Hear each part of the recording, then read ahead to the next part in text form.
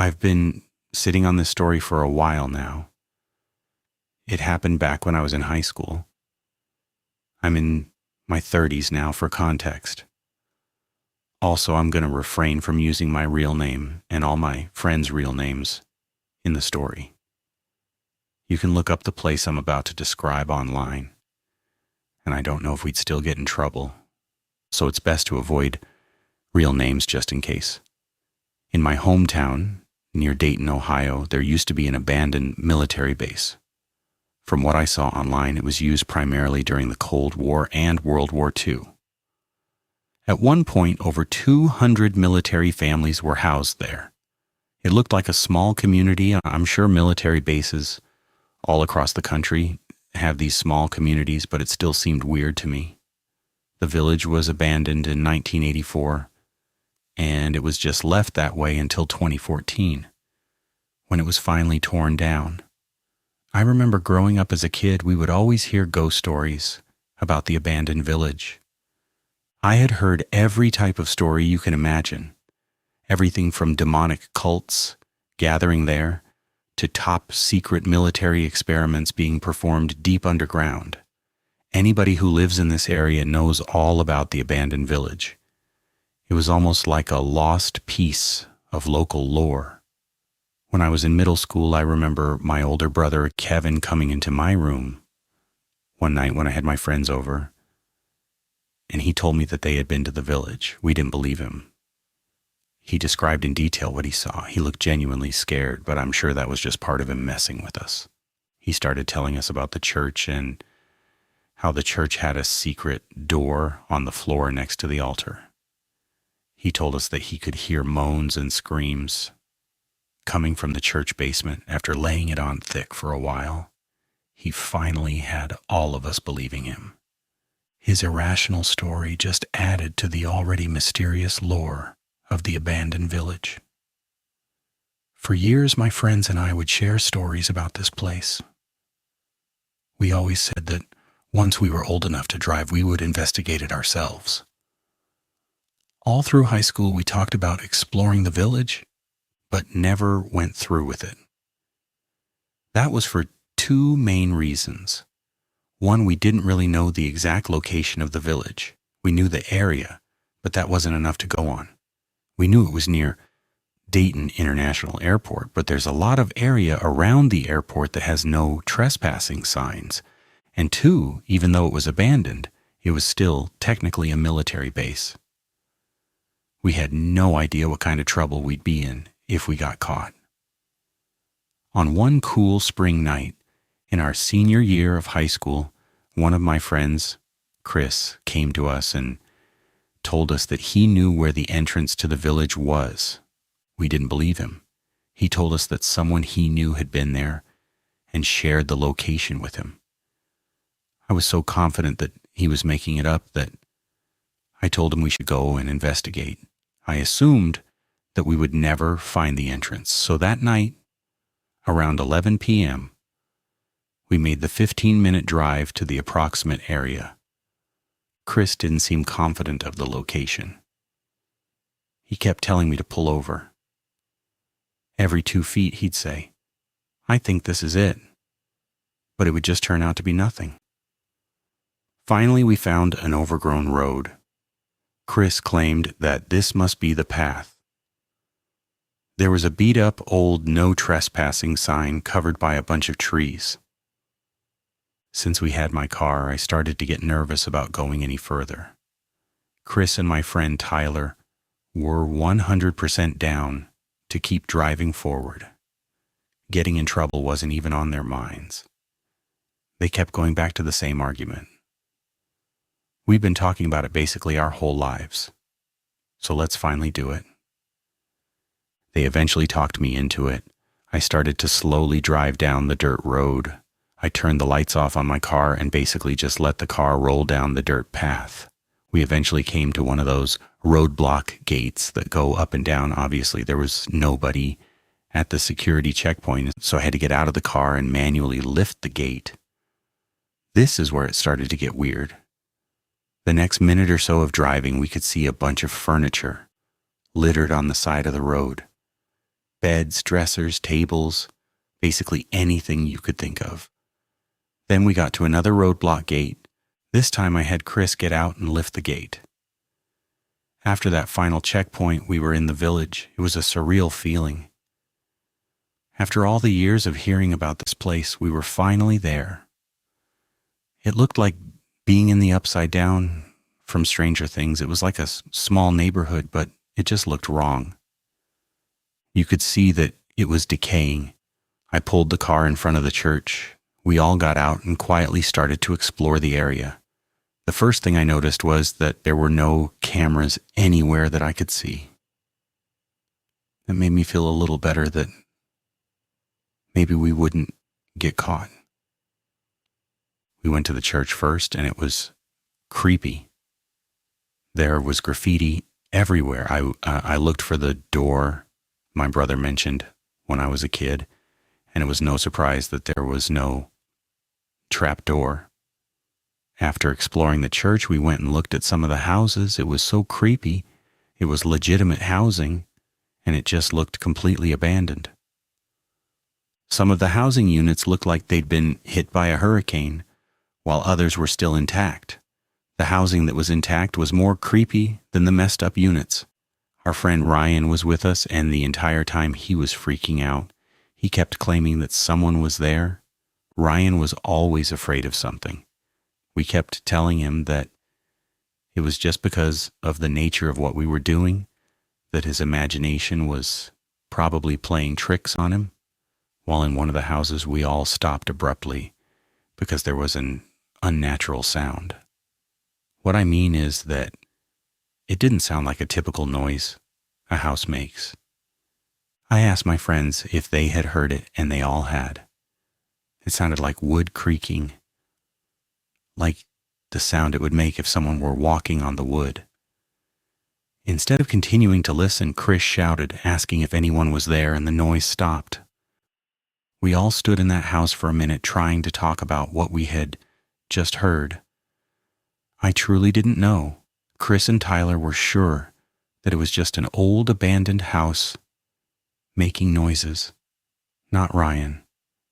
He was sure that we weren't alone. Either way, I told the group I wanted to leave. I had such an uneasy feeling being there, and I just wanted to go home. I could tell Chris and Tyler wanted to stay. Since I drove, I told them that we were leaving. While we were heading to the front door, Ryan jumps back suddenly. He quietly pointed to one of the windows on the side of the house. 3 shadows can be seen moving on the outside of the house that was next door. We all became dead silent. Those were clearly the shadows of heads that were moving just outside the window. As quietly as I could, I stepped over to the window and looked outside.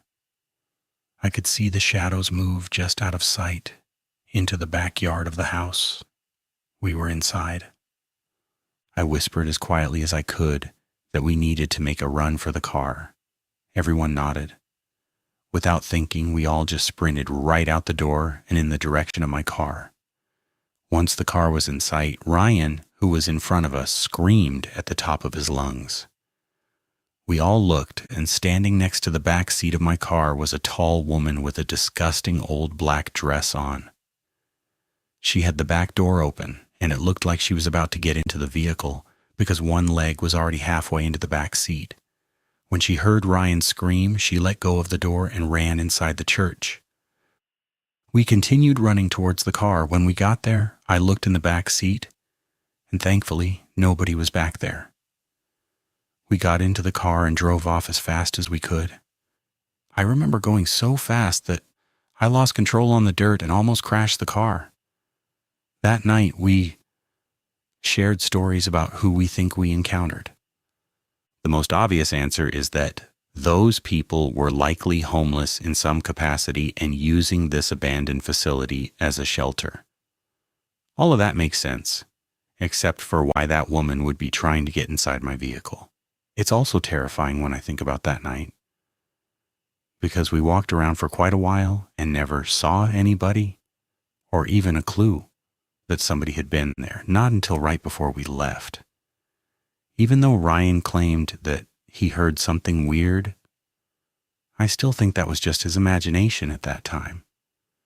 Years later, I started telling my girlfriend this story. She said we should look it up and see if it's still there. That's when I realized that it had been torn down in 2014. It's wild that there's so much more information on it now. Growing up, we constantly tried looking stuff up about that place, and there was nothing. Because of that, it added more to the mysterious lore of the abandoned village.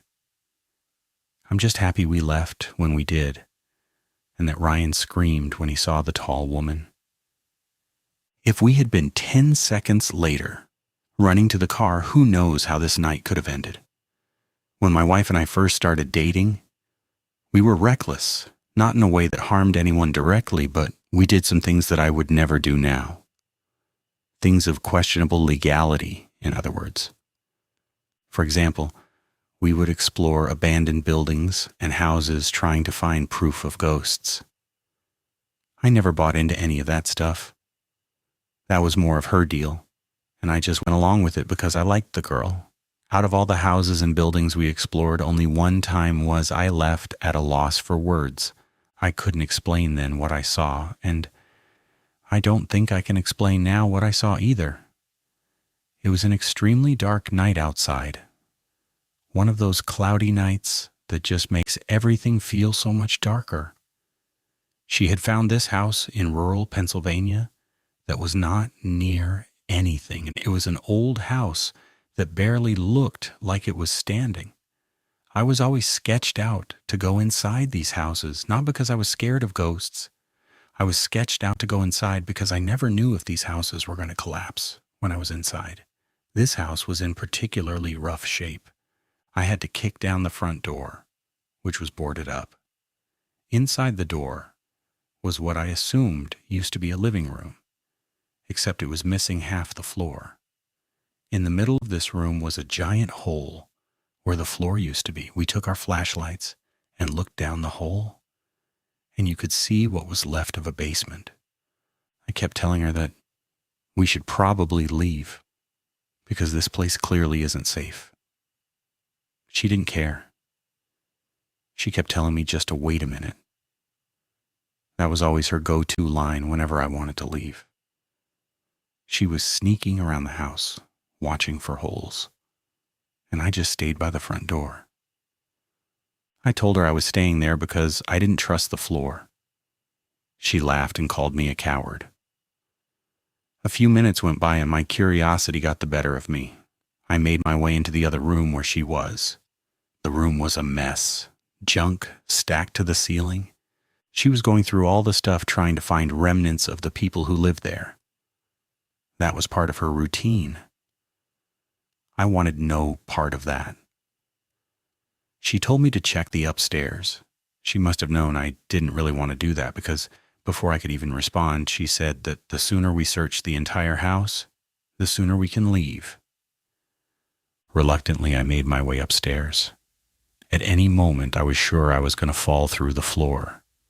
There was a room directly to the right at the top of the stairs. I went in there first. It was an old bedroom with a bed still in there. It was kind of depressing. The bed was still made, and on the bottom of the bed was a folded-up bathrobe. It was like somebody just disappeared and left their home as is. I continued looking around the room, and it was just more junk everywhere.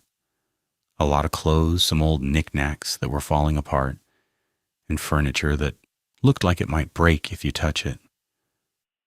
There was this weird crawl space in the corner of the room. Sometimes we'd find treasure in these crawl spaces. I went inside and it was weird.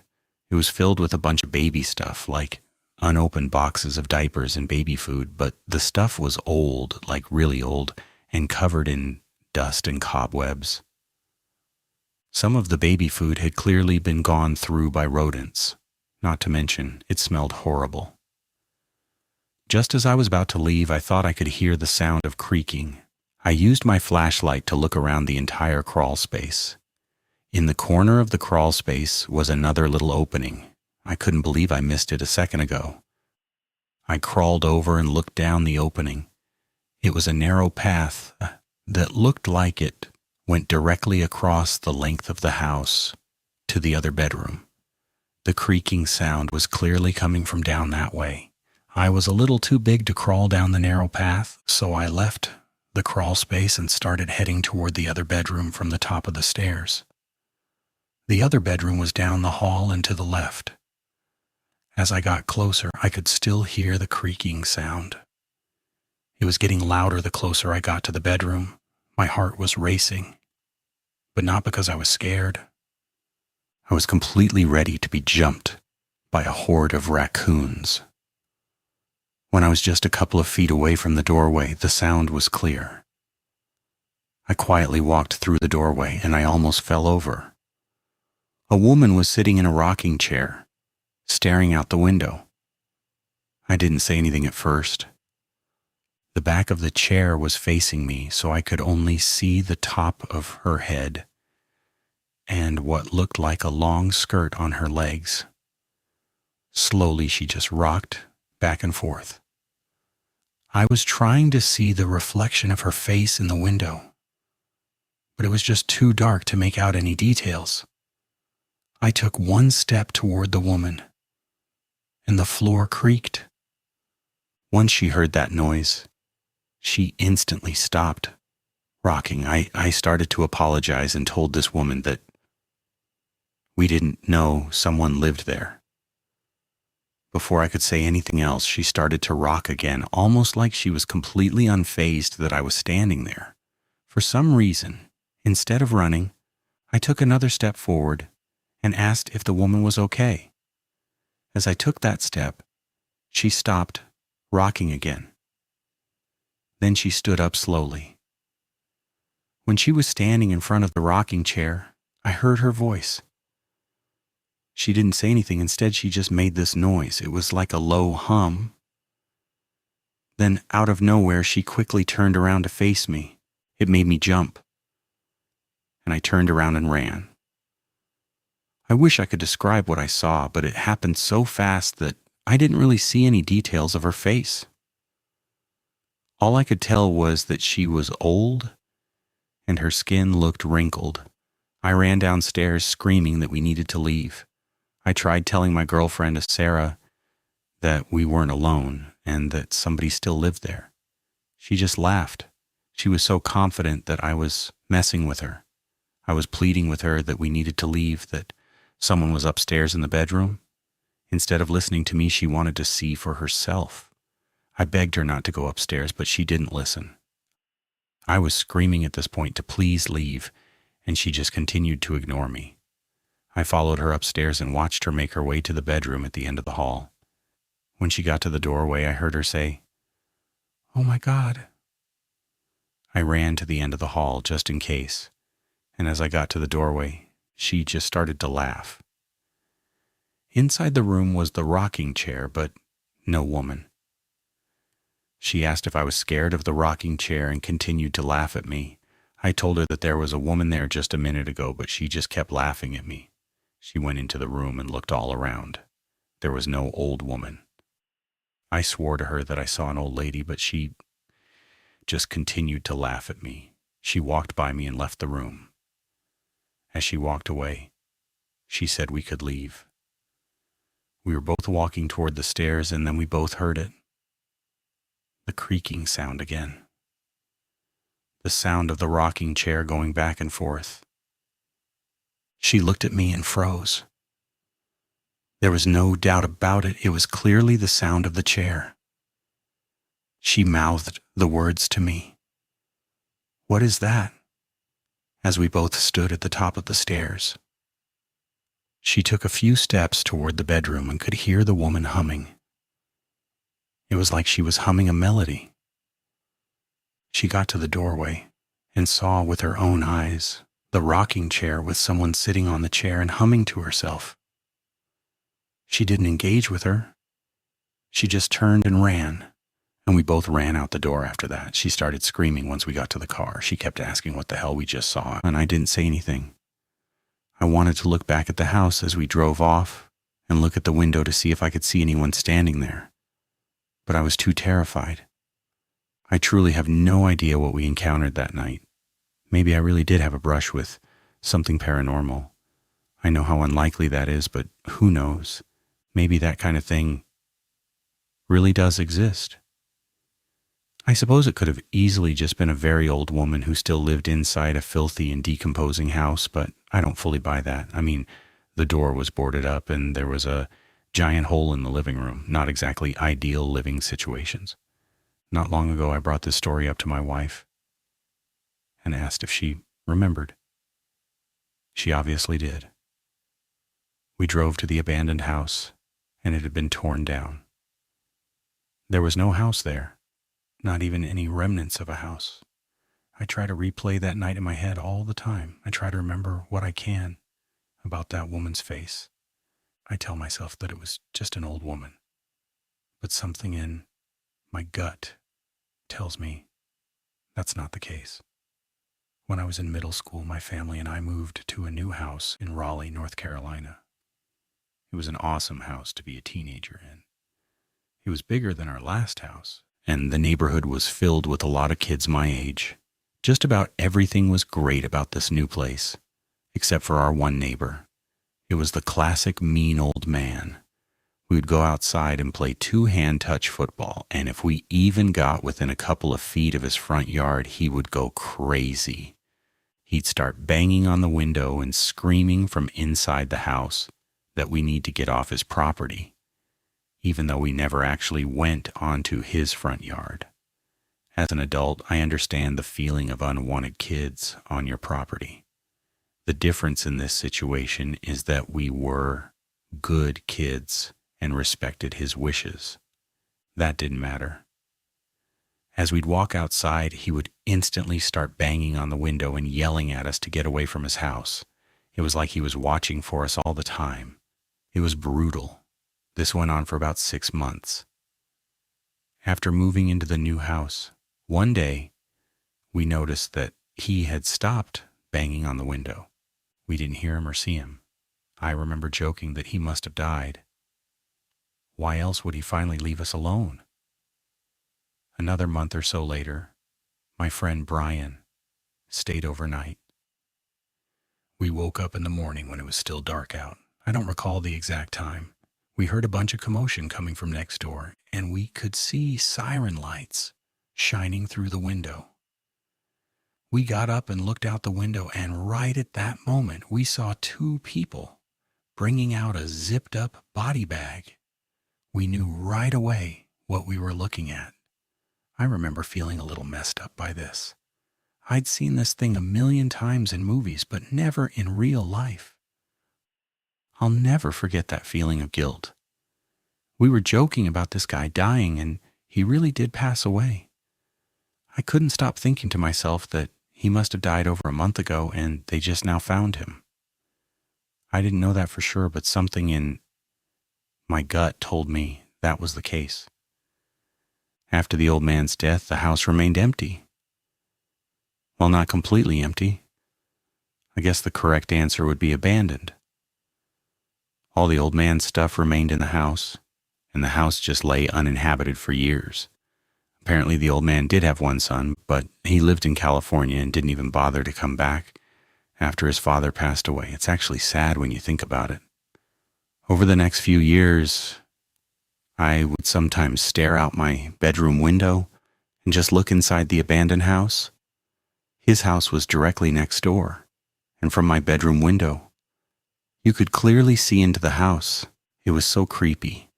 Knowing that this guy died somewhere in there always gave me the chills. For the next few years, I would always joke around with my friends. I would tell them that the place was haunted. My friend Brian, the one who witnessed the body bag with me, was one of those guys who was always scared. Every time I had people over to the house, I would tell Brian that I'd seen the old man's ghost. He would cover his ears and tell me to shut up. Everyone would always laugh. I enjoyed being a troll in high school, especially when I had an audience. One night, Brian had enough of the trolling. He dared me to go inside the abandoned house. I didn't love the idea of breaking into the place, and that's what I told him. Brian started to troll me now, calling me a coward and a few other choice words.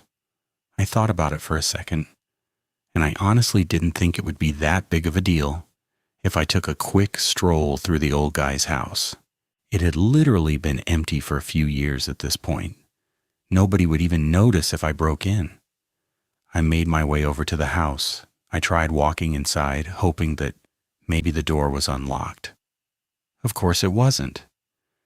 I tried kicking the door down, but I weighed about 130 pounds at the time, so the door was not budging. Next to the front door was a small window. I tried to pry it open from the outside, but to my surprise, it wasn't locked. It slid open easily. I looked back one time just to make sure nobody was watching me enter the house through the window, and then I entered. The first thing I noticed when I entered the house was the smell. It literally smelled like death. I started to gag. I had to put the collar of my shirt over my nose. In addition to the smell, it was creepy in there. Everything was exactly how this old guy had left it. In the living room next to his recliner was a book with a bookmark still in the middle of the book. I made my way to the kitchen, and that's where the smell was the worst. If this guy had been dead for a while in the house, like I thought before, I was thinking that he probably died in the kitchen. He had a small table in there with a sweater on one of the backs of the kitchen chairs. In front of that chair was a coffee mug. The stove had dusty pots and pans on the burners. I checked to see if something was in them, but they were empty except for a lot of dust. I left the kitchen and entered a narrow hallway. The first room to the left was the room I was able to see from my bedroom. I entered the room and looked out the window. All my friends were in the window waving at me. Brian looked shocked that I was still inside. While I was waving back at them, I heard a loud bang come from the other side of the house. It wasn't subtle either. It literally sounded like a person banging into the wall. I stood completely still. I was trying my best to focus my hearing, but there was no follow-up noise. I looked back at my friends, and they looked confused, almost like they didn't know why I was just standing there. I was creeped out now. Just the weirdness of this entire situation had me feeling off. Even though there was still more of the house to explore, I was all done. I quickly made my way to the door, unlocked it, and let myself out. When I got back inside my house, I told my friends about what I saw and how terrible the smell was. We talked about it for a little while, but ultimately we moved on quickly after that. That night, after we all fell asleep, Brian woke me up. I asked what he wanted, and he told me he couldn't sleep because he kept hearing weird noises from next door. I dismissed him right away and told him to go back to bed. I tried telling him that his mind was playing tricks on him because of what I told him about the noise. He didn't say anything. In that quiet moment, I heard a weird noise. Brian perked up and told me that's the noise he kept hearing every few minutes. I admit it was weird. It was like 2 loud knocks. I sprang up and looked out the window toward the old man's house. It was dark and I could barely see anything. Brian looked terrified and asked what was standing in the doorway of the old man's room, the room I had been in earlier. It looked like a silhouette of a person. I dismissed it at first, telling Brian it had to be a coat rack or something. Then Brian became erratic. He screamed, "No way!" He swore that he had just seen the silhouette move. His erratic behavior woke up my other friends. They all looked out the window and agreed with Brian. I told them that there was no way a person could be standing there. Obviously, there was some type of shadow or something else that we just couldn't explain. While we were arguing among ourselves, Brian screamed again. This time he didn't say anything, he just pointed. I looked out the window, and now standing directly in front of the old man's window was a figure. Whatever it was, it had moved from the doorway to the window. It was still too dark to make out any details, but because of where he was standing, you could clearly see now that it was a silhouette of a person. We all started to freak out. We had no idea what we were looking at. While I was watching this figure, it started to move. I was able to see it walk back towards the doorway until it completely faded back into the darkness. I continued looking out the window for several more minutes, but nothing happened. I had no explanation for what happened. I remember telling my friends at the time that it must have been just the old guy's son finally coming back to the house. It was the only thing I could do to get my friends to somewhat calm down in that moment. We spent the rest of that night constantly looking out the window every few minutes, but we never saw anything again. It was about a year after that I finally met the old man's son. He showed up with a dumpster and gutted the entire house. Then he sold it right after. My dad talked to the guy for a while, and he told my dad that he had a horrible relationship with his father. It took him years to finally get to the house and sell it. To this day, that is still the most terrifying thing that I have ever seen with my own eyes. I'm happy that I had several witnesses with me that night who all saw the same thing as me. I know sometimes our minds can play tricks on us, so it's validating to have other witnesses who saw the same exact thing. My friends and I still try to get together once a year, even though we all live in different states now. Every time we're together, this story comes up again. I have no idea what I saw in that old man's abandoned house that night. I'm sure there's a rational explanation for what we saw, but I just have no idea what it is. I guess the real mystery is why I haven't learned my lesson yet. But hey, if you enjoyed these creepy tours, hitting that like and subscribe button and is a lot safer than exploring a basement with no floor, I promise. Share this with a friend who's a little too brave for their own good, and I'll see you back here for the next one, hopefully from the safety of my own living room.